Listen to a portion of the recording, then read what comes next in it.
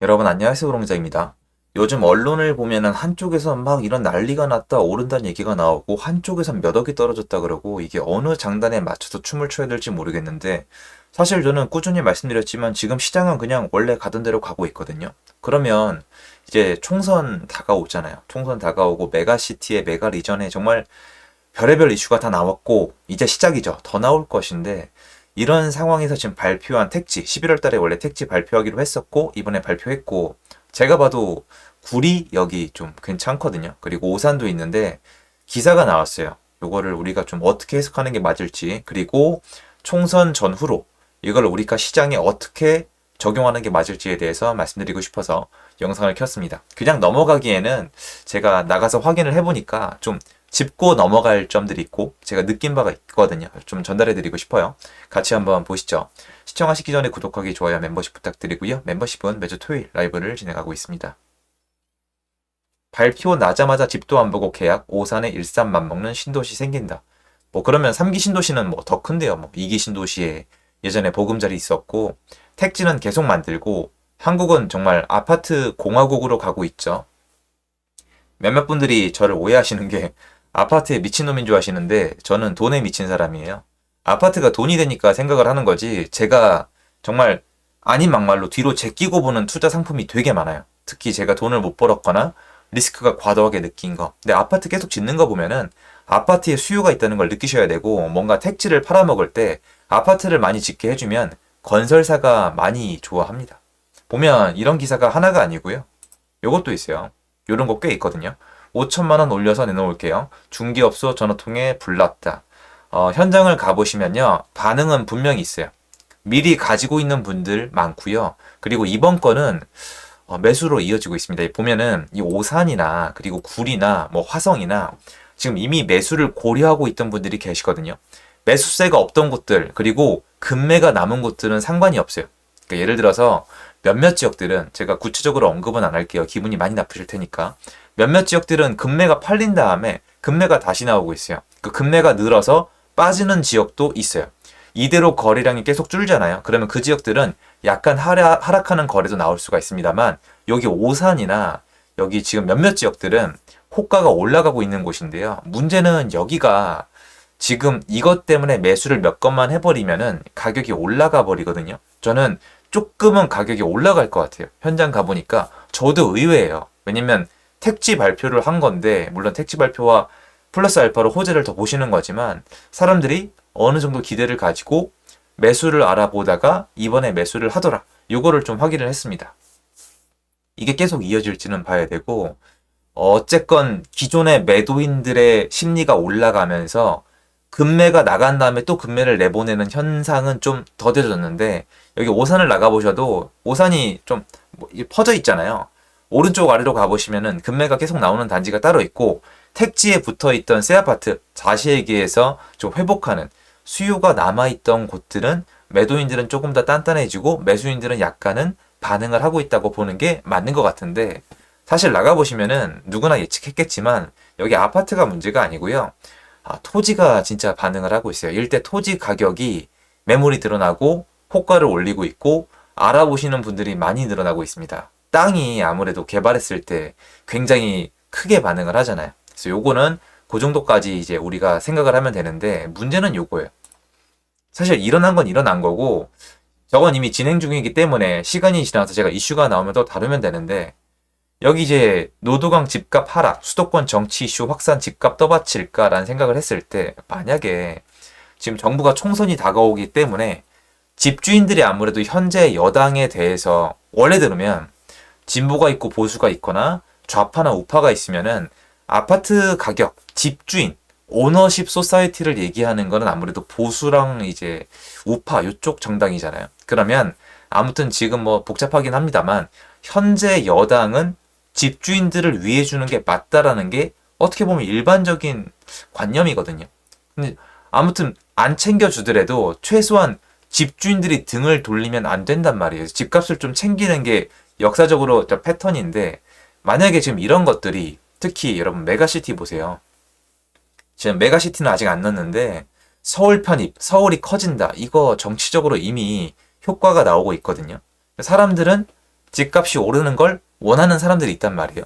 그분들은 지금 메가시티, 메가리전이 진행될 수 있기를 원해요. 현장에 나가봐도 이거는 집 가지신 분들은 명확합니다.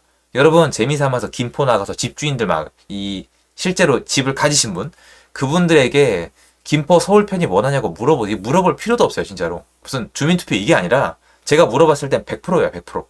그러면 메가시티가 효과가 있겠죠. 그 총선 때문에 꺼냈다는 생각 많이들 하시잖아요. 그럼 이렇게 나왔을 때 의정부도 지금 여기 얘기 나오고 있거든요. 서울 인접한 몇몇 도시들이 이미 얘기가 나와 있어요. 서울로 편입을 원하는 도시들이 나와 있고 거기 지지차 장님들도 움직이고 있습니다. 그러면 거기 편입되면 거기랑 붙어있던 서울은 어떨까요? 그러니까 쉽게 얘기해서 노도강은요, 서울 끝자락이거든요. 근데 의정부가 들어오면요, 끝자락이 아니에요. 남양주가 들어오잖아요. 끝자락이 아니에요. 끝자락이 아니게 되면 더 좋아집니다. 역사적으로 늘 그랬어요. 끝자락이 제일 안 좋아요.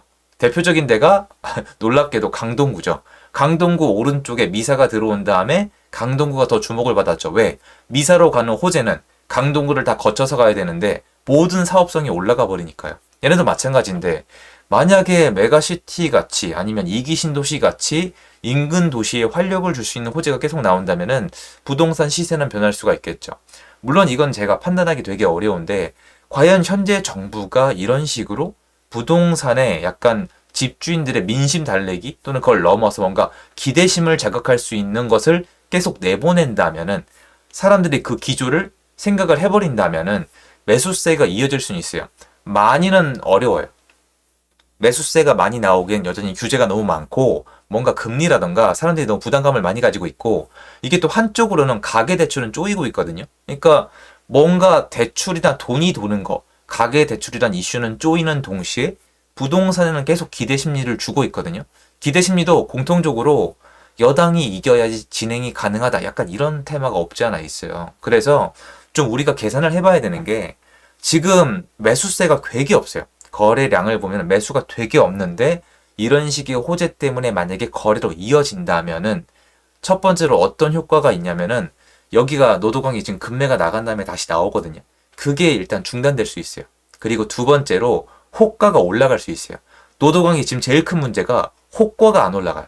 다른 지역들 중에 정말 편차가 다른 게 호가가 올라간 지역이 있는데 호가가 올라간 가격에 매수인이 사기 시작하면은 시세가 올라가는데 이게 지금 안 되고 있는 거거든요. 지금 거래가 안 되는 가장 큰 이유는 급매가 없어요. 지금 급매 아니면 잘 안 산단 말이에요. 거래량을 보세요. 근데 여기는 급매가 나가고 다시 나오고 있는데 일단 만약에 이게 호재가 나와서 야 의정부가 서울로 들어오는데 우린 더 이상 끝지역이 아니래 이런 식으로 분위기가 변하면은 급매가 더 없어질 수가 있습니다. 그리고 그 다음 단계로 다른 지역에 보였던 것처럼 이제 호가를 올릴 수가 있는데 만약에 이 호재가 더 커지거나 사람들의 기대 심리가 커지면 그 올라간 호가에 계약이 되는 순간 여기도 회복이 되겠죠. 제가 이 얘기를 왜 하냐면은 많은 분들이 오해하는 것처럼 막 강남이 지금 올라가고 있잖아요. 강남은 회복하고 있어요. 제가 어제 영상에 다 보여드렸잖아요. 잠실 회복하고 강남 회복하면은 얘는 왜 안 가라고 하시는데 야 잠실 강남 다 가는데 노도강은 왜 안 가? 안 되나 봐라고 하시는데 저는 그게 이해가 안 되는데요. 같이 간 적이 없어요. 사람들이 정해진 수요가 있죠. 돈 가진 사람들이 있잖아요. 누가 어디를 먼저 사겠어요? 강남부터 사잖아요. 얘는 나중에 산단 말이에요. 나중에 왜 사겠어요? 이유가 있는 거예요. 뭐 전세나 월세가 어려워서 사야만 하던지 아니면 뭔가 강력한 기대 심리가 있던지 그리고 여러분이 놓치시면 안 되는 게 있어요. 제가 어제 말씀드린 건데요. 지금은 호재에 사람들이 반응을 안 해요. 그런데 노도강에는 정말 초대형 호재가 있어요. 이 개발 사업이 진짜 커요. 노도강이. 이 지역 불균형 맞춘다 그래가지고 지금은 반응이 없죠. 지금 꺾인 상태로 비리비리 하잖아요. 얘네가 매수세가 들어오고 급매가 거치면은 만약에 시장이 약간 달라지면은 다시 한번 호재의 이슈화가 될 수가 있어요. 왜? 지금은 호재 시장으로 전환되고 있거든요. 총선 시장이 이래요. 어디 개발된대, 신도시 짓는데 아니면 서울로 편입시켜준대 얘네도 호재를 가지고 있거든요. 요거에 대해서는 대비를 하셔야 돼요. 제가 그래서 얘네가 제일 쌀 때, 급매가 있을 때 초급매를 잡을 수 있도록 노력하자고 한 거예요. 왜냐면 털리시는 분들이 많으니까. 그래서 지금부터는 제가 봤을 때 총선 전까지 호재의 부동산 시장이 따로 펼쳐지지 않을까. 가계대출이나 이런 거 말고요. 집 사세요 이런 게 아니라 호재를 계속 풀 수밖에 없어요. 앞으로 뭐 나오겠어요? 충청권 메가시티, 즉 부울경 메가시티, 광주권 메가시티, 강원도에도 뭐 하나 줄 거고 이런 식으로 갈 건데 이 안에서 분명히 반응하는 곳이 나오거든요. 우리 그 반도체 CT 할 때 용인시 난리 났었잖아요. 그것도 되게 예상 밖이었잖아요. 저는 이것도 하나 챙겨 놓는 게 좋다고 생각을 해요. 왜냐면 이미 요번에 호재가 나왔는데 오산이랑 구리 쪽에 반응이 있거든요. 한번 나가보셔도 좋고요. 여기 지금 만약에 신도시 편입되게 되면 김포만 반응이 있는 게 아니라 김포 말고 다른 지역들 있죠. 걔네랑 접해 있는 서울의 도시들도 한번 저는 눈여겨보다가 내가 뭘 안 하더라도 나중에 변화가 있으면 아 지금 시장은 이런 시장이구나 이렇게 정리할 수 있지 않을까요? 물론 변화가 있으면 제가 또 영상을 올리겠지만요. 그래서 저는 호재의 시장에서 어디가 반응할지를 한번 지켜보는 것도 좋은 포인트가 될 수 있다고 생각을 합니다. 앞으로 이건 팔로우 하도록 하겠습니다. 영상 도움됐으면 좋겠고요. 지금 여기까지입니다. 감사합니다.